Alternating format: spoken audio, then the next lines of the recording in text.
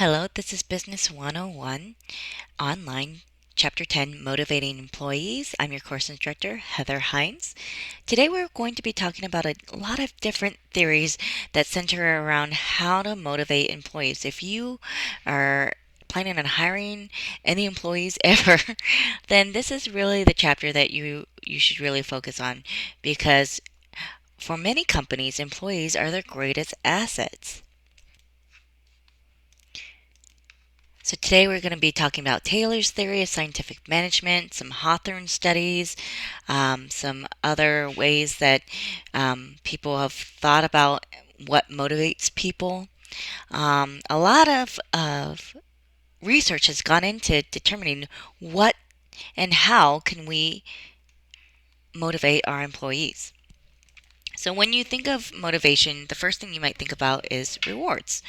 Um, Their rewards can be either intrinsic or extrinsic. Generally, the first level of rewards is extrinsic. So that's, right now I'm potty training my 2-year-old daughter, and we are giving her a lot of extrinsic rewards. We're giving her some stickers. We're giving her candy and cookies when she goes potty in the toilet.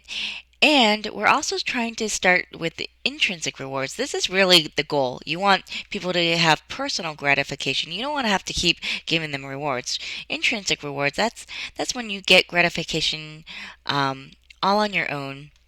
That feeling of completedness and you just feel good about yourself. So we're trying to instill this in her as well. How are we doing that? Well, we're clapping for her. We're singing hooray when she goes potty, and now she's starting to clap when she goes potty on her own. So that's instilling intrinsic rewards. And so let's talk about some behavior studies that tell us a little bit more of how to instill those rewards and how effective they are. So first, there's this person, Hawthorne.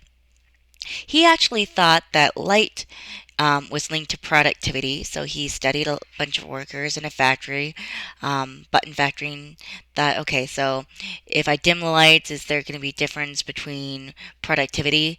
And he found no. Actually, what made the difference in productivity was just the fact that he was standing there watching them. So when he was standing there watching them, productivity increased versus when he wasn't standing there watching them, productivity decreased. So that's this Hawthorne effect. Light does not affect productivity, but what does affect productivity is the fact that if you think you're being watched. And then we have Taylor Scientific Management. Taylor is kind of grouped along with Fayol. Remember in Chapter 8 we talked about Fayol and Weber and their different management studies. Now, Taylor took a more of a scientific approach. He studied workers and he wanted to find the most efficient way of doing things.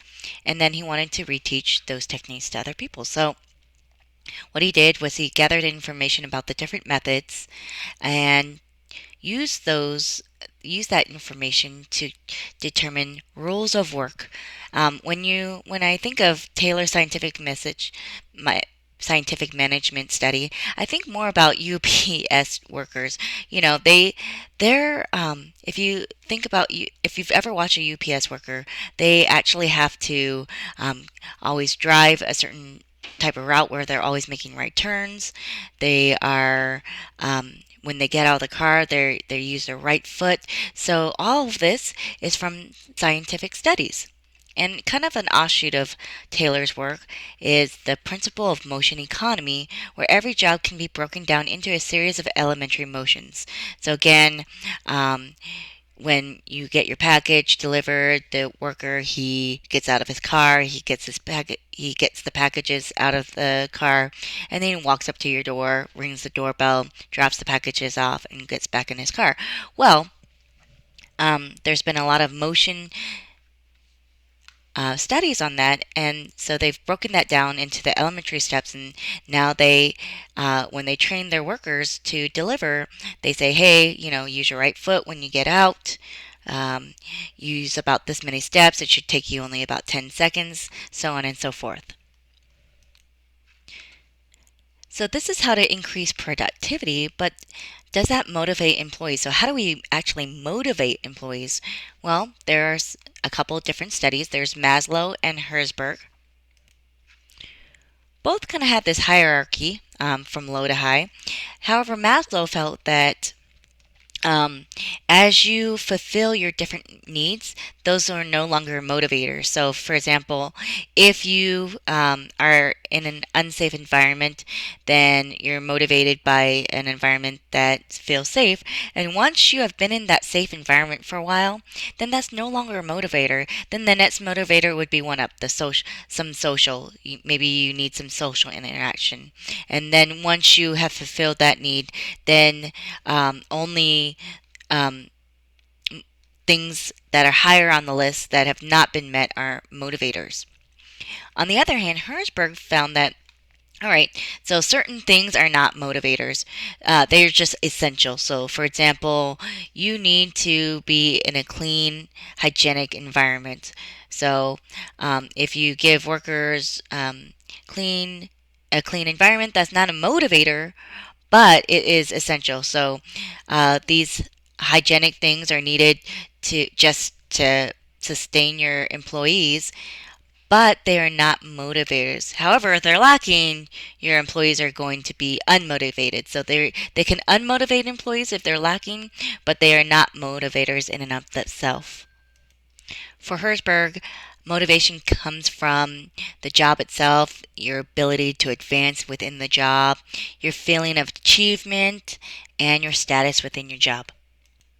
And both felt that if you are not meeting the needs of your workers, then what can happen? Well, when your workers aren't happy, then they are negative about work, productivity drops, maybe they're late a lot. Absenteeism means they're calling in sick a lot. Maybe you have a high turnover rate because your workers are just quitting. So bad things happen when your workers are not motivated and their needs are not met. We just talked about different motivational theories. Let's talk a little bit about different management theories. So we have what's called Theory X, Theory Y, and Theory Z managers. Theory X managers believe that workers don't like to work, so in order to make workers work, you need to punish them.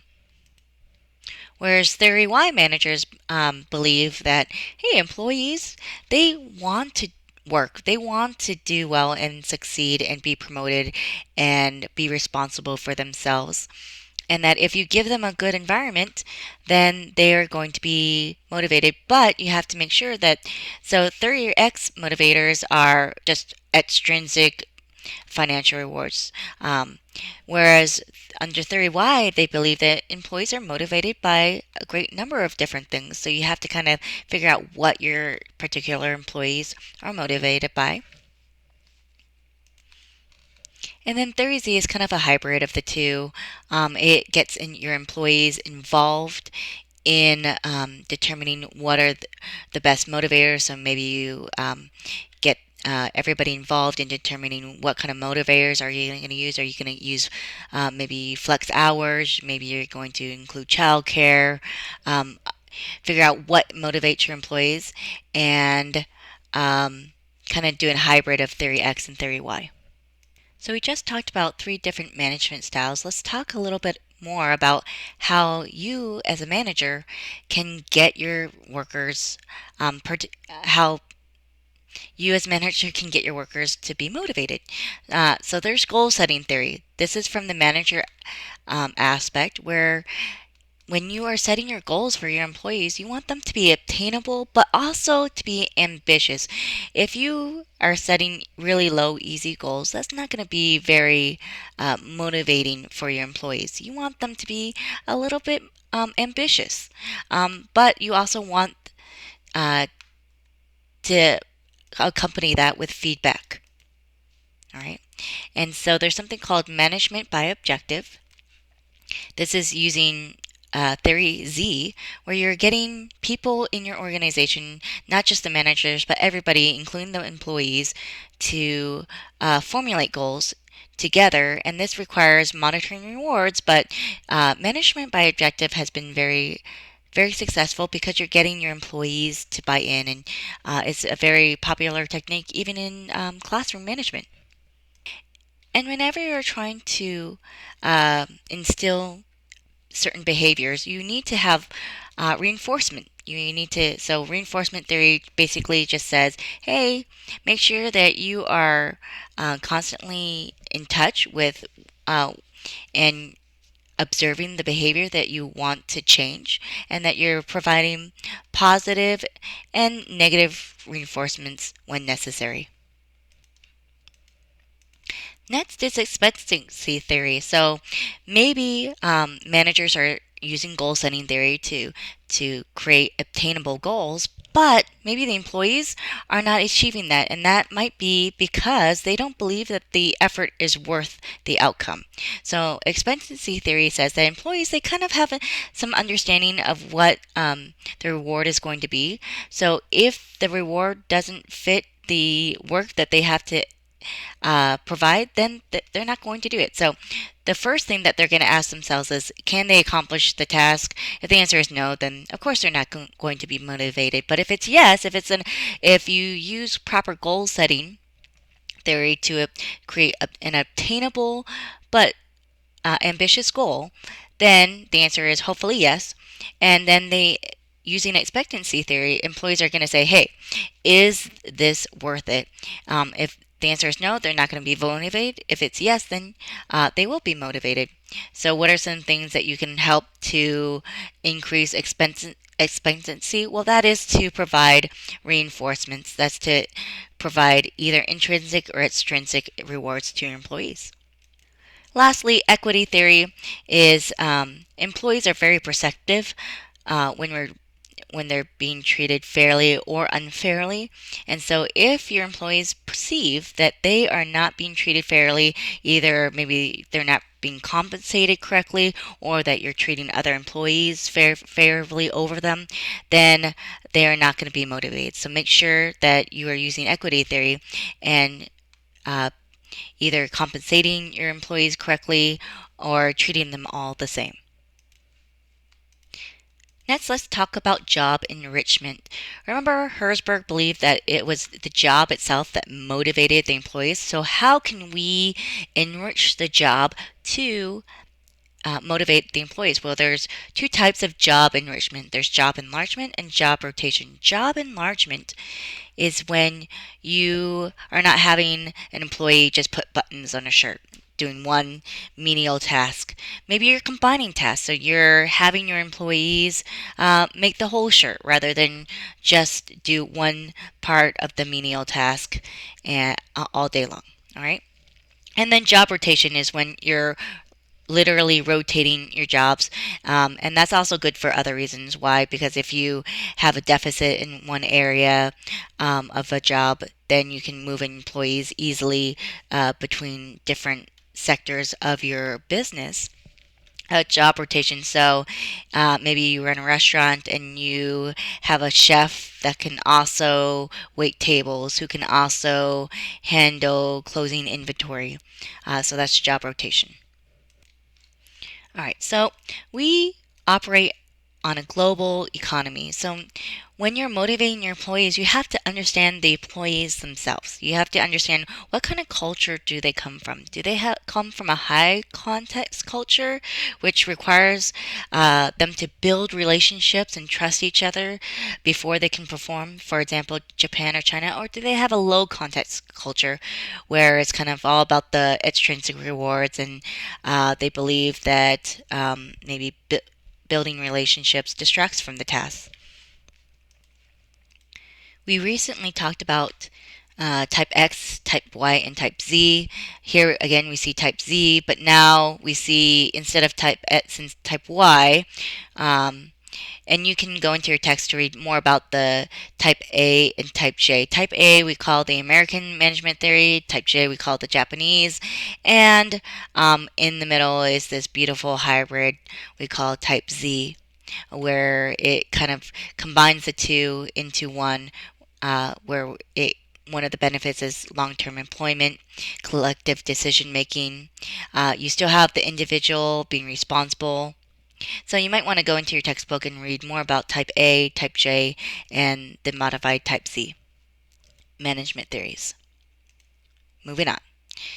Uh, also, when you're trying to get to know your people, not only do you have to understand the culture they come from, but also the generation that they're coming from.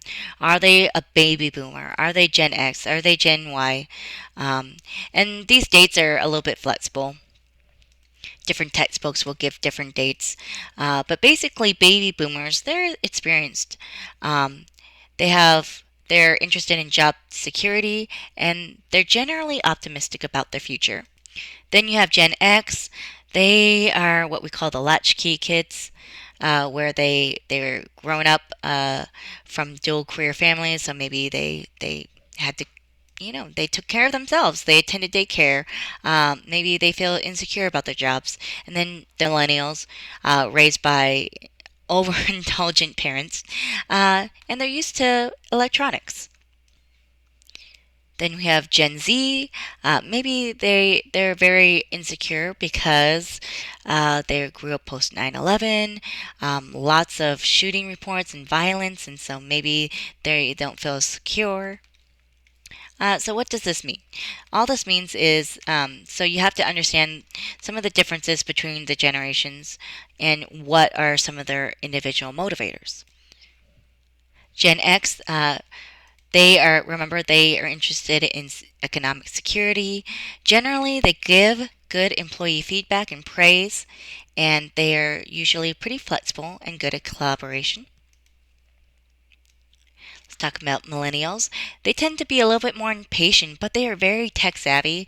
They are able to grasp new concepts quickly, and they put a lot of value on work life balance. They don't just want to be at work all day long. They want those perks. They want, if they go to work, maybe they want a nice restaurant inside the work, or they want some babysitting, daycare at their work. They want that work life balance. So they're not just all about the money, they want some type of balance.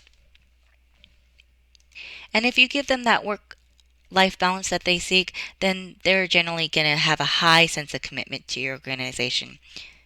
When you're communicating with these different generations, baby boomers, they generally like meetings and conference calls, whereas Gen X, they like email because they grew up with email. And the Gen Y, any form of technology is good for them, even social media. Hopefully, this PowerPoint was very helpful. Make sure to leave comments on how I can improve the video, or if you just like the video, that'll encourage me and motivate me to continue making videos for you, the students. All right, have a good day.